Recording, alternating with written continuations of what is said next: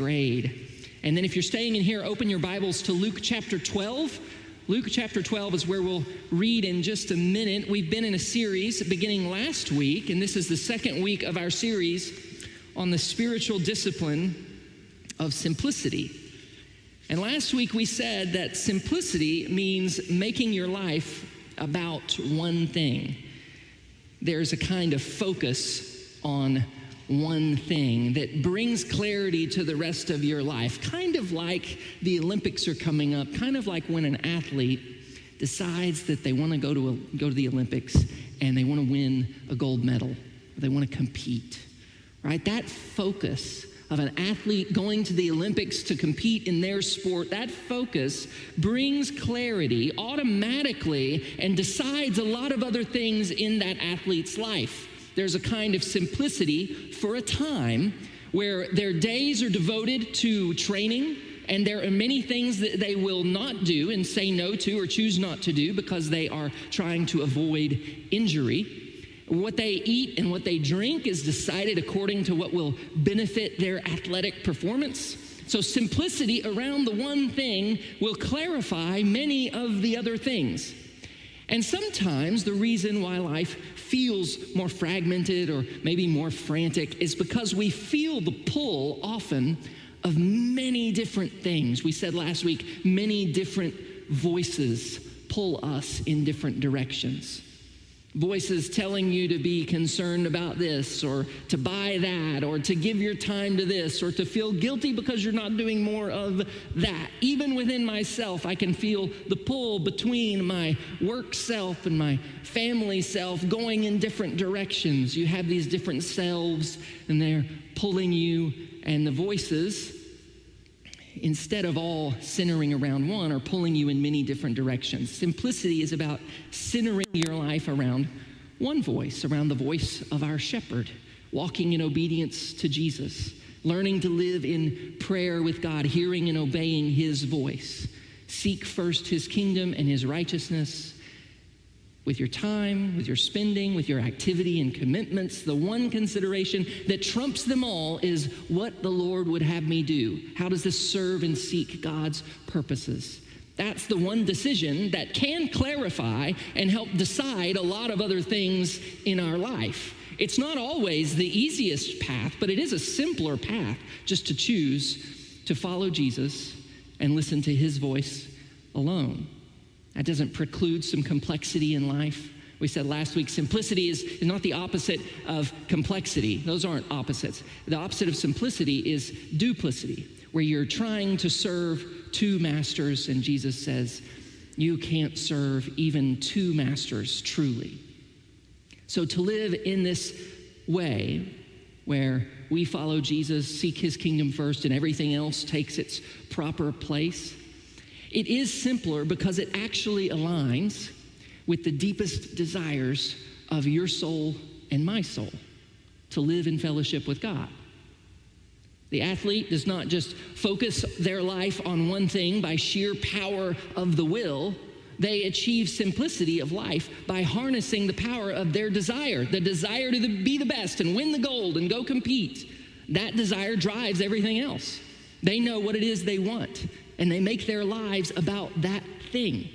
You can do this with anything that you intensely desire in life, and people make their lives about various things and try to boil it down and seek one thing that they intensely desire. But always remember this: there are two roads to despair. One is to focus your life on that thing that you want and intensely desire and make your life about that thing and then fail to achieve it. There's some despair there if you fail. But the other is to achieve it and to find that you were chasing the wrong thing, that it leaves you wanting more, that what you intensely desired and you thought would bring fulfillment and satisfaction, in the end you achieved it, but you were chasing the wrong thing. It leaves you wanting more. As the coach tells Doris Bannock in the wonderful movie Cool Runnings, a gold medal is a wonderful thing. But if you're not enough without it, you'll never be enough with it. What that means is a gold medal will never satisfy. It's not enough. And neither are you, for that matter. But you don't have to be, because all of our deepest desires are really desires for God in the end. And so simplicity of life, centered on God and his voice, let that arise from an intense pursuit of what your heart desires most, what you really want in life, peace and fellowship with God. This life is not far off from you this week, your normal life. It's the simplest thing of all. Not always the easiest, but it is the simplest, to bring God into everything that you do. That's inward simplicity.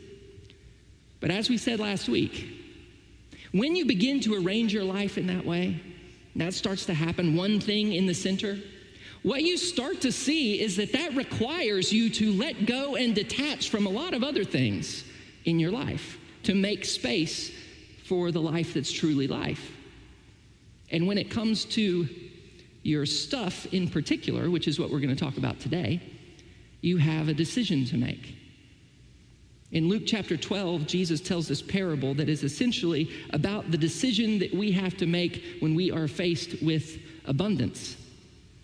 Listen to what Jesus says. Luke chapter 12, beginning in verse 13.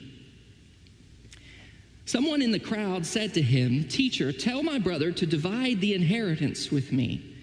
And Jesus replied, "Man, who appointed me a judge or an arbiter between you?" Then he said to them, "Watch out. Be on your guard against all kinds of greed. Life does not consist in an abundance of possessions." Your life and my life does not consist in an abundance of possessions. That is, it's not the main part of life. It's not the essential ingredient in one's life. The real purpose or goal of life is not to acquire an abundance of things. And maybe you would agree with that. I think a lot of us would probably agree with that statement. However, it still might be true that a lot of your life consists in managing an abundance of possessions. Your life, as it's currently arranged, might be dominated by the whole process of tending to things, tending to stuff. It happens. I was thinking about this week. I thought of these chairs that we have in our house. I think about 10 years ago, we bought these dining chairs, and every few months for the past 10 years, it seems like, I have had to tighten the screws that secure the legs of these chairs, because the legs, every few months, just start to get wobbly on these chairs. And yes, I've tried wood glue, it didn't work, I don't know. Now, if you would have told me when I bought the chairs that they were going to require regular maintenance, I don't know, I probably would have bought different chairs. But the thing is I certainly did not figure that time commitment into the purchase of some chairs. And we never do. But our stuff requires our time. And the truth is that for anything you own, you have to acquire it, and then you have to learn it, then you have to operate it and store it, you have to maintain it and repair it, you have to clean it, then you have to protect it and secure it so nobody takes it, then you got to worry about it. If you're going to purchase a new lawnmower, you got to shop and research and read about all the different kinds of lawnmowers that are out there. That takes a long time. You might have to have lots of conversations with friends and with other people about what kind of lawnmower they have. And then you got to arrange to pick it up or deliver it and maybe make payments on it. That's just to acquire it. Then you've got to change the oil and change the battery and fix the flat tire and replace the blades and, clean it and keep it stored somewhere. And that's just for one item. And the average American household has tens of thousands of items. I've got 4 kids. And sometimes it feels like my life consists in changing batteries and repairing toys and finding all the pieces. Do you know how much time I spend looking for things, specifically for my kids? Apparently, we all spend an average of 152 days of our lifespan. You take your whole life, 152 solid days of your life will be spent looking for lost items. I know, I saw that. Several of the wives out there were like, it's more for him. It's more. He spends more time. He can't find anything. I saw that. Just no elbows here, okay? Life does not consist in an abundance of possessions, but really, an abundance of possessions will dominate your life. That's just the way it works. Simplicity opposes this. It says, I've got to resist this. I need to say no. If I'm going to, my life is about one thing, walking with God and seeking his kingdom. Yeah, we have to be good stewards of things, that's right. But I can't just keep going in this direction of being distracted and caught up with managing all the stuff all the time. There's a limit. There's maybe a space where there's some room for that, but then there's a limit where beyond it, it's too much. And simplicity leads us toward setting some limits and letting go and subtracting some things so that we can make some space for receiving some other things. Because life with God is not about acquiring. It's about receiving. And it turns out that acquiring more is often a hindrance to us receiving more of God's abundant life. In fact, the way Jesus talks about it, it seems like an abundance is something that we have to be really careful with. You notice what Jesus says? He says, watch out. You ever say to somebody, watch out, look out, it's coming up behind you. There's a dog there. Watch out. I don't know. Be on your guard. It's something that sneaks up on you. Be on your guard against all kinds of greed. This is something you have to watch out for. Be suspicious. Don't trust yourself. And we'll come back to that idea in just a minute. But what Jesus is telling us is that abundant possessions doesn't equal abundant life. And there is perhaps something that you need to watch out for. You need to watch out for the point at which an abundance of possessions is crowding out or leaving no space for living an abundant life. Now listen to the parable that Jesus tells. This is verse 16. And he told them this parable. The ground of a certain rich man yielded an abundant harvest. He thought to himself, what shall I do? I have no place to store my crops. Now, just to clarify something here, first thing to notice is that there's no dishonest gain here. The man wasn't doing anything immoral or wrong. He gained his abundance just by working the ground and raising crops and got an abundant harvest. So there's nothing wrong with that. Second thing is that the ground yielded the abundant harvest. See, the ground of a certain rich man, the ground yielded the harvest, quite apart from anything that the man had control over. In fact, the way that it's worded is probably making the point, who is in charge of the ground and the harvest? Well, God is.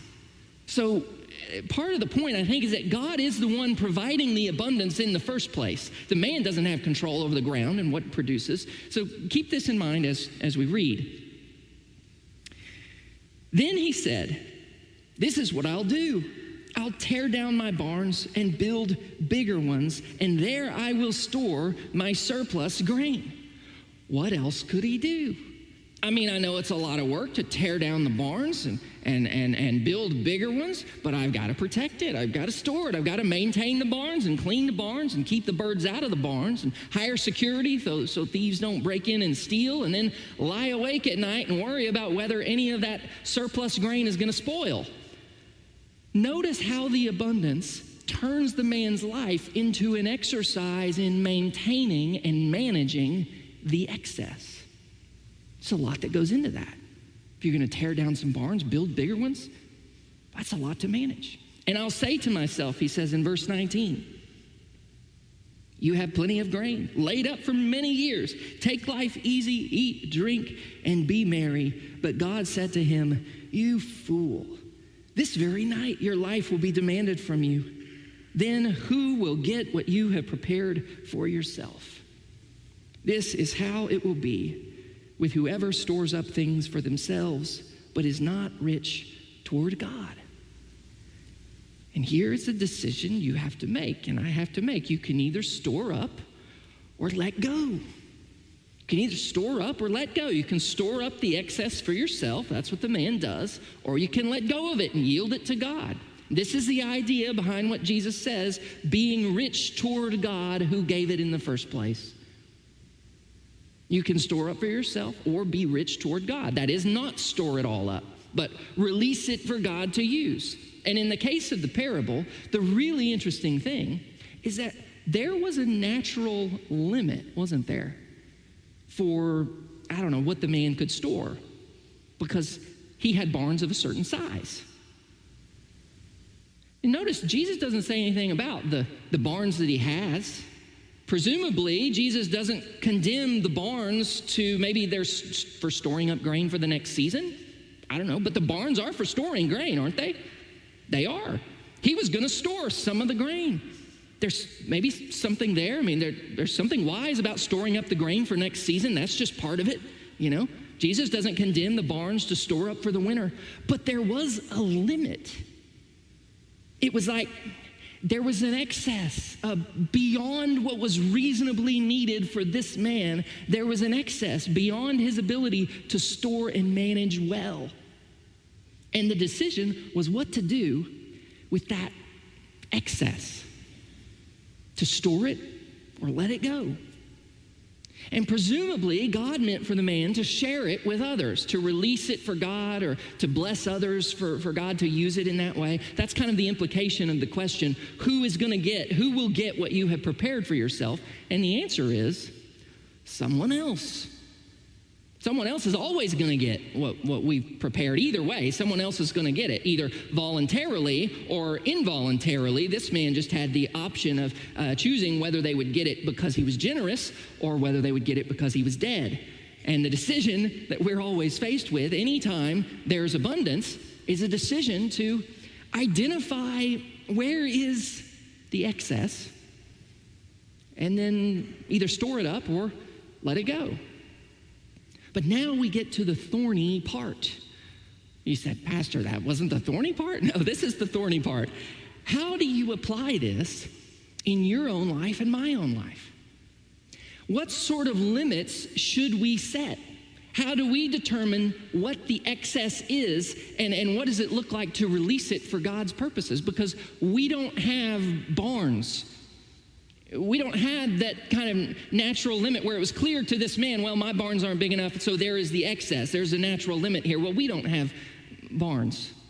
And anytime you approach making a precise application from a biblical principle, there's always a risk that whatever application you make becomes a new legalistic rule.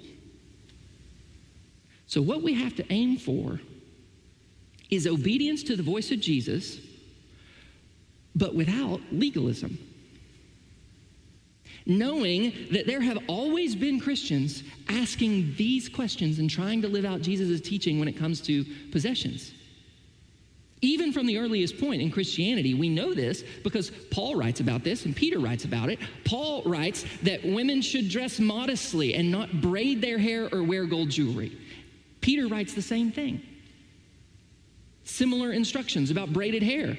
Those are very precise instructions, but they aren't as relevant for us because braided hair doesn't mean the same thing now.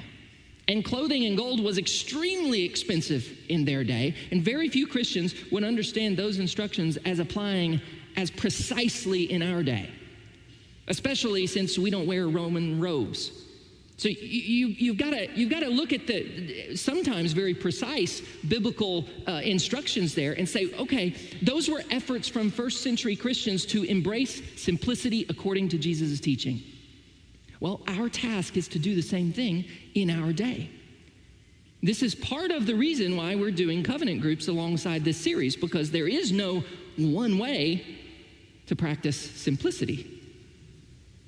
And it helps to try to work some of this out together in groups. Remember, it's about obedience to the voice of Jesus. That's why I started the sermon in the way that I did, talking about obedience to the voice of Jesus before we started talking about stuff. Because guess who's going to help you with this? Jesus is going to help you with this.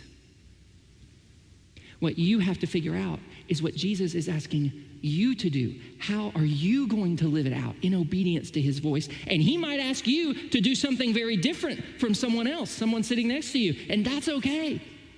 Jesus calls some people to voluntary poverty. Do you know that? Throughout Christian history, we see it.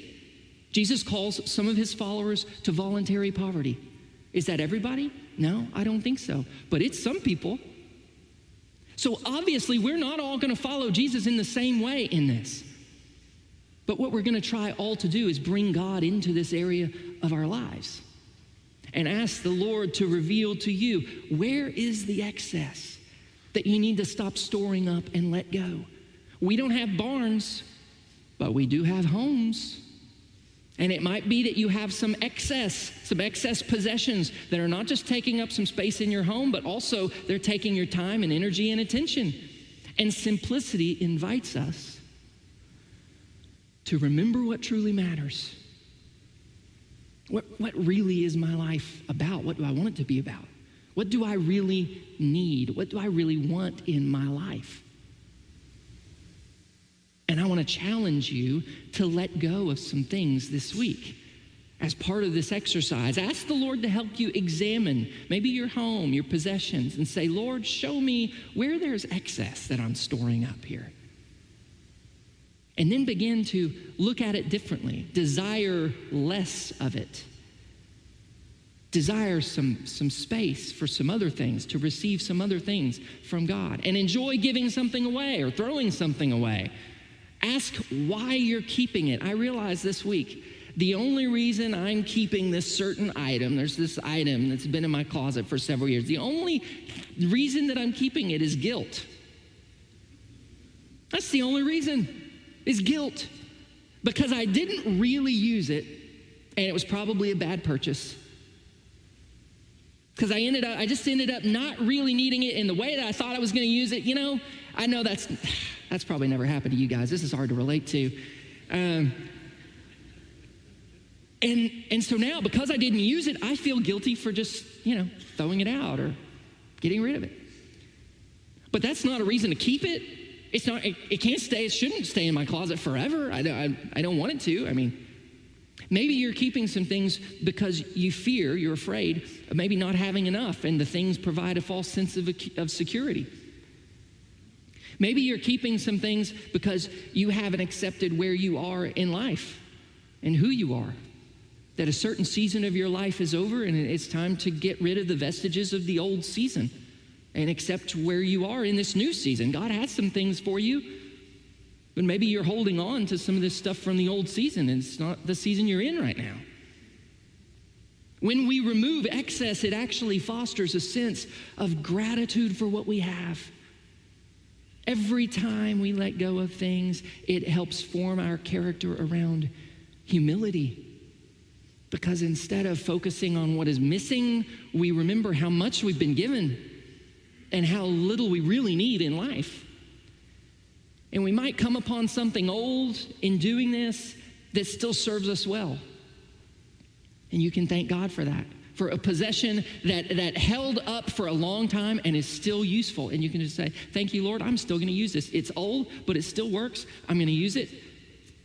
Thank you for giving me this thing that has served me so well for a long time. You don't have to throw everything away. You don't have to throw away some heirloom that your grandmother gave you that means a great deal to you. You don't have to do that. I was going to throw out, this is silly, I was going to throw out an air compressor a while back that I'm no longer using, but weirdly, I went to the trash can. I couldn't throw it away. You know why?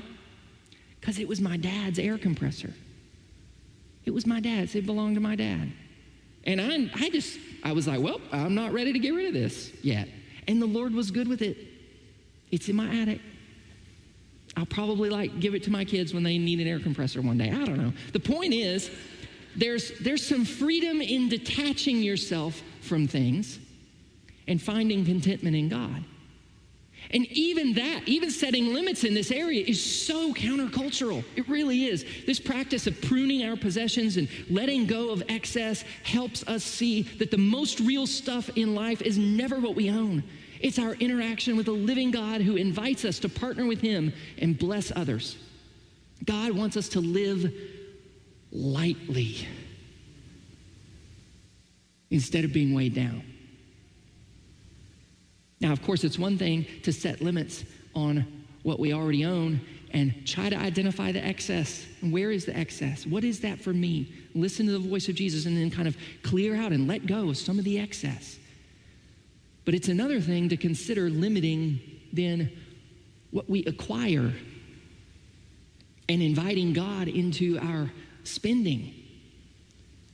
But clearly that is part of the issue, because the stuff ends up in our house somehow.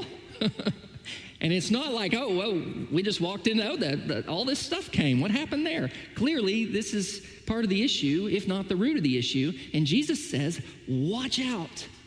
Be on your guard. And that is good advice. When all of a sudden you think, I should buy this, look out, watch out, be on your guard. I think this is one of those things that the advice of Jesus is very practical here, that you should just be a little bit suspicious whenever you think, I need one of those. I'd use that all the time. It's so pretty, I must have it. Be suspicious, watch out. What is in that? What's going on there? What's going on in us when we feel compelled to acquire things? I just want you to be curious and a little bit suspicious about your inner gauge for whether you need to buy something. Because there are 1,000 voices each day telling me how I should spend my money and telling you the same thing. There will always be a constant barrage of advertising and constant messages that are targeted at cultivating desire for things, okay? And if you're in advertising, great industry. I love it. I'm not poking at you. But that's the business, is to cultivate your desire for things. But what's going on in us when we feel compelled to buy? Is it fear of missing out on a good deal? Sometimes. I've felt that before. Ooh, I don't know. That's a good deal. It's not a good deal to acquire something you don't need at any price, really. And as long as there are malls, I think there will always be deals. But be curious about it. Is that what it is? Am I afraid of missing out on this? What about pain management? You see something you must have and you're either sad or lonely, and when the going gets tough, the tough go shopping. You know? It feels nice to buy something new. Makes you feel better for a little while. Well, okay, be on your guard. Pay attention to what's driving your spending there. Might be a mixture of all of these. You know what it is for me sometimes? I love novelty. And I shop sometimes to relieve restlessness and boredom because I need a new project or something. So buying this thing will give me something to install or learn or tinker with. Be on your guard.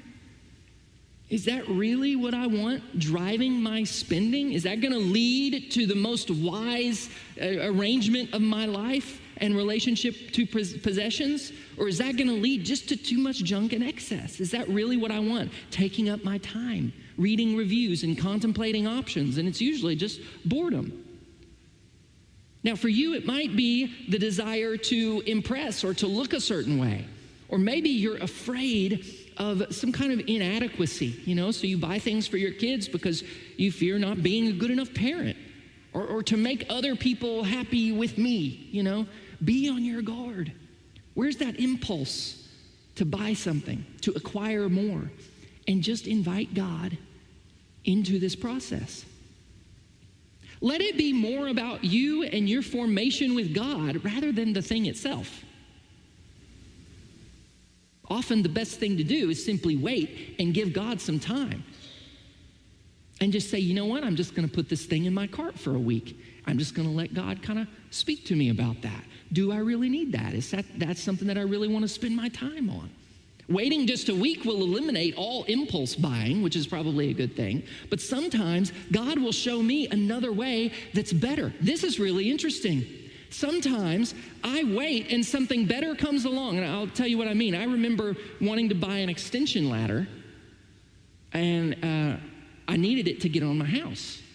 I was borrowing an extension ladder from some neighbors. Nobody raise your hands in this room if I borrowed an extension ladder from you. But I borrowed some extension ladders to get up on the house, put Christmas lights up there, do some things, check the skylight, as you do. Well, all I have is a step ladder, and it's not tall enough to get on my house. But I thought, I'm going to wait. I'm not going to buy the extension ladder. I can borrow one from my neighbor. I don't like going over there all the time, and then if they're not home, I have to wait or whatever. It's not the most convenient thing, but I'm going to wait. I'm not going to buy the extension ladder yet. And lo and behold, one morning, I wake up, and I see one of my kids on the patio looking up at the roof at something. I go outside. One of my kids is on the roof getting his Frisbee or something off the roof. Yeah, 7:30 in the morning. Now, of course, I started instantly saying, you get down right now before you fall and break a leg. But then I also found myself saying, how did you do that? Can you show me? Can you show me how to get up there without a ladder? Because that would be great. Sure enough, my kids had found a way up. And now, guess what? I don't need the ladder. I don't. I haven't bought one.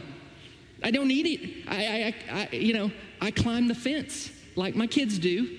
The fence by the garage. They found a place where the ground is higher, the fence comes up right under the eaves of the house, and you can climb the fence and just step up onto the house. No big deal. And guess what? It's more fun that way. Just saying, it is. It's more fun. And you know this because sometimes you've done without something and you had to be more creative anyway, doing without. And it was more fun anyway to do without and find a way to do it that was more creative and fun. Sometimes that'll happen. Life does not consist in an abundance of possessions. Jesus is just inviting us to value abundant life more than abundant possessions.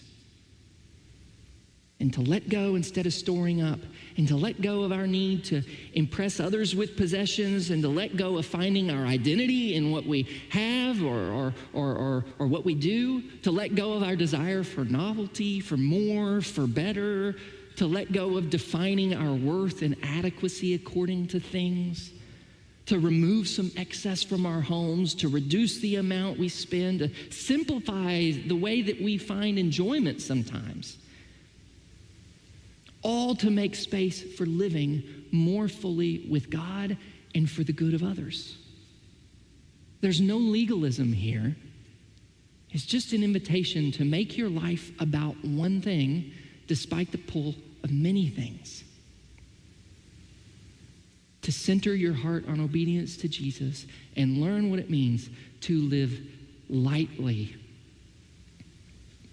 in a land weighed down by abundance. Let's pray.